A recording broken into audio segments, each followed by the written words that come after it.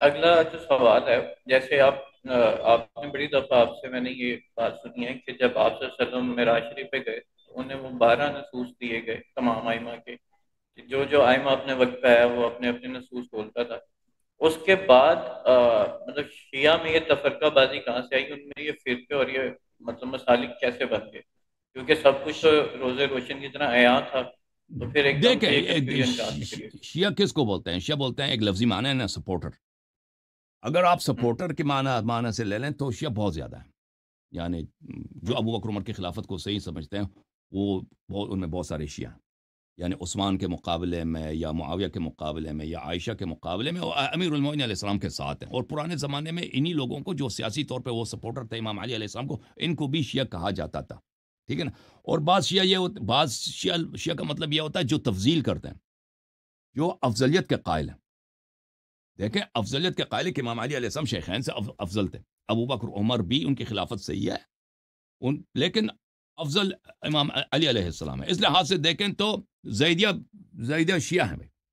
دیکھیں زیدیہ جو اب کہتے ہیں نا شیعوں میں فرقے کتنے ہیں، جو اہم فرقے ابھی دنیا میں جن کو شیعہ کہا جاتا ہے، یا اثنا عشریہ، زیدیہ ہیں، اسماعیلیہ، اس کے علاوہ تو کوئی فرقہ ہے نہیں۔ بس یہی 3 فرقے ہیں شیعوں کے جو ہم دیکھتے ہیں دنیا میں، اس کے علاوہ تو کوئی میرے ذہن میں تو نہیں کوئی فرقہ ہوتا ہوگا۔ زیدیہ جو ہیں یہ ان کو شیعہ کہنا ہے، اس میں بہت تسامح ہے، کیونکہ یہ ابو بکر عمر کی خلافت کو صحیح سمجھتے ہیں۔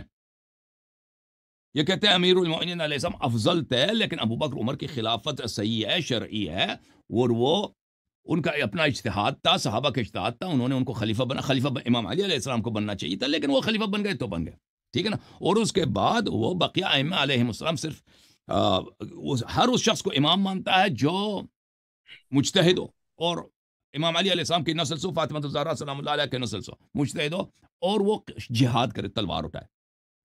ان کا معیار یہ ہے اہل بیت اطہار علیہم السلام کہ ہاں دیکھیں ہمارے ہاں یہ ہے کہ شیعہ وہ ہے جو منصوص مانتے ہیں 12 ائمہ علیہم السلام کو اللہ کی جانب سے، جو ان کے ایک کی بھی انکار کرے، ایسا ہے کہ اس نے 1,24,000 انبیاء کا انکار کیا۔ تو اس لحاظ سے اگر دیکھیں تو شیعوں کا کوئی فرقہ نہیں ہے، شیعہ صرف ایک ہی ہے۔ اگر دیکھیں زیدیہ شیعہ نہیں ہے، اسماعیلیہ بہرے کوئی بھی شیعہ نہیں ہے سوائے اثنا عشری کے۔ کتاب اعتقادات شیخ صدوق رحمہ اللہ ملاحظہ کریں یہاں پر، بلے قال الصادق علیہ السلام، امام جعفر صادق علیہ السلام نے فرمایا المنکر لآخرنا کالمنکر لأولنا، جس شخص نے ہمارے آخری امام کی انکار کیا، ایسا ہے کہ اس نے ہمارے پہلے رسول صلی اللہ علیہ وسلم کا انکار کیا۔ نبی صلی اللہ علیہ وسلم نے فرمایا الائمۃ من بعد 12، میرے بعد 12 امام ہیں، اولہم امیر المؤمنین علی بن ابی طالب علیہ السلام وآخرهم القائم، ان میں سے نمبر 1 پہلا جو ہے امیر المؤمنین علی علیہ السلام ہے، اور ان کے آخری جو ہے امام قائم علیہ السلام ہے۔ طاعتهم طاعتی و معصیتهم معصیتی، ان کی طاعت میری طاعت ہے اور ان کی معصیت میری معصیت ہے۔ من انکر واحدا منهم فقد انکرنی، اگر کوئی شخص ان میں سے ایک کا انکار کرے اس نے میرے انکار کیا۔ تو ہمارے نزدیک جو ہے یہ اسماعیلیہ وغیرہ ان کو شیعہ کہنا، ان کو تو نہ کوئی دیکھتا ہے کہ ان کا کوئی نماز ہے، ان کا کوئی روزہ، کوئی کسی کو پتہ ہی نہیں کہ کیا کرتے ہیں آغا خانی حضرات، ٹھیک ہے نا۔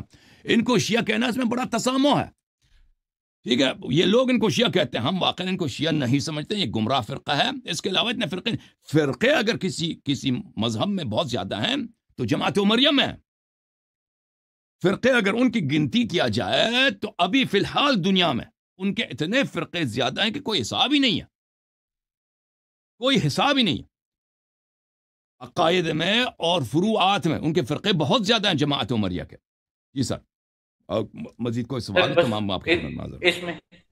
اس میں اس کا بس ایک چھوٹا سا کاؤنٹر پارٹ یہ ہے کہ اگر ساری چیزیں روز روشن کی طرح یاد تھی اور آئمہ کے نام حضرت علی اس کے بعد سے سب کو بتا دے، تو پھر یہ نفاق کہاں سے آیا اور حضرت اسماعیل کا یہ دعویٰ کہاں سے آیا کہ دنیا میں جو ہے اسماعیل نے میں دعویٰ نہیں کیا، امام اس کے ہوں؟ بیٹے نے دعویٰ کیا تھا، اس کے بیٹے نے دعویٰ کیا تھا، جی اور جی انہوں جی نے جی منسوسیت کا ادعا نہیں کیا تھا، ان لوگوں نے ادعا کیا تھا خلافت کا۔ تو اگر کچھ لوگ دیکھیں، نص ہمیشہ روشن ہوتی ہے، دیکھیں نبی صلی اللہ علیہ وسلم کے نصوص روشن نہیں تھے کیا؟ ان الذین آتیناہم الکتاب یعرفونہ کما یعرفون ابناءہم، قرآن مجید کی آیت ہے کہ یہود نصارہ نبی کریم صلی اللہ علیہ وسلم کو اس طرح پہچان گئے جیسے وہ اپنے بیٹوں کو پہچانتے ہیں۔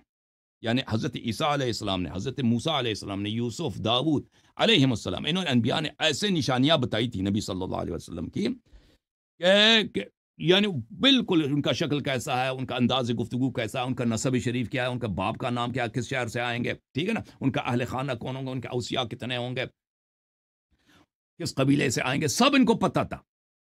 جب انہوں نے یہود نصارہ نے نبی کریم صلی اللہ علیہ وسلم کو دیکھا ہے تو ایسے پہچان گئے تھے کہ یہ وہی نبی ہے جس کی بشارت موسیٰ، عیسیٰ، داؤد وغیرہ انبیاء علیہ السلام نے دی ہے۔ اس طرح ان کو یقین تھے جیسے وہ اپنے بیٹوں کو جانتے تھے۔ ان الذین آتیناہم الکتاب یعرفونہ کما یعرفون ابناءہم، جیسے آپ اپنے صاحبزادے کو پہچانتے ہیں نا، وہ تو کبھی آپ کو شک ہی نہیں ہو سکتی کہ میرا بیٹا ہے، کبھی شک، یہ اس کی جب بھی آ جائے نا وہ آپ کو کنفیوژن نہیں ہوتی۔ 10 بچے ہوں محلے میں کھیل رہے نا کہ آپ کا بیٹا کون سا ہے، اس میں تو کبھی کسی انسان کو شک، یہی میرا بیٹا ہے۔ تو اس طرح وہ جانتے تھے۔ لیکن جب دنیا طلبی دنیا میں آ جاتی ہے نا، بدبختی آ جاتی ہے کہ ایک انسان بدبخت ہونا چاہتا ہے، وہ حقائق کا انکار کرتا ہے، تو نصوص اس کے لیے کوئی فائدہ نہیں کرتا۔ یہ یہود نصارہ بخوبی نبی کریم صلی اللہ علیہ وسلم کو جانتے تھے، لیکن ان کے علماء نے کیا دیکھا کہ اگر ہم یہ سب یہودی نصرانی شیعہ ہو جائیں، مسلمان ہو جائیں، تو کیا ہوگا؟ تو پھر ہمارا کیا ہوگا؟ ہمارا گرجا گھر بند ہو جائے گا نا، ہمارا جو ٹیمپل ہے وہ تو بند، لوگوں کے تحفے آتے ہیں، احترام کرتے ہیں، بھئی اتنے ہدایات دیتے ہیں، ہماری زندگی خوب چل رہی ہے، غلامیں ہیں، کنیزیں ہیں، ہماری زندگی شاہانہ زندگی یہ تو سب ختم ہو جائے گا، اور ہمیں ایک نئے دین کے اتباع کریں، ہم جا کے بھئی ہم تو ایک ان کے پیچھے نماز پڑھنا شروع کر دیں نبی صلی اللہ علیہ وسلم کے پیچھے، تو انہوں نے انکار کیا۔ تو اسی طرح میرے بھائی، اگر کوئی شخص ادعا کرتا ہے کہ میں خلیفہ بننا چاہتا ہوں، لوگوں میری طاعت کرو، میری نصرت کرو، مجھ سے بیعت کرو، ہم لشکر نکالتے ہیں، ہم اس شہر پہ قبضہ کریں گے، پھر اگلے شہر پہ قبضہ کریں گے، پھر اگلے شہر پہ قبضہ کریں گے، اور پھر حکومت بنائیں گے، ٹھیک ہے نا۔ تو یہ کوئی عجیب چیز نہیں ہے، انسانی تاریخ ہی یہی ہے کہ جو لوگ امبیشس ہوتے تھے، جن لوگوں کے بھائی دنیائی مسائل میں ان کی ہمت ہوتی ہے کہ وہ چاہتے ہیں کہ ان کی حکومت ہو، لوگ ان کی اتباع کریں، کیرزمیٹک لوگ ہوتے ہیں، تو وہ اگر لوگوں سے مطالبہ کریں کہ میں تمہارا لیڈر ہوں، میں انصاف قائم کروں گا، رسول صلی اللہ علیہ وسلم کی سنت کا احیاء کروں گا، جہاں معاشرے میں جو ظلم کرتا ہے میں ظلم کا خاتمہ کروں گا، آؤ مجھ سے بیعت کرو، میں تمہارا امام ہوں، ٹھیک ہے نا۔ تو یہ کوئی عجیب چیز نہیں ہے۔ جن لوگوں نے امامت کا ادعا کیا ہے ان لوگوں نے بالخصوص زیدیہ، ان کا تو عقیدہ ہی یہی کہ امامت منسوس ہوتی ہی نہیں ہے۔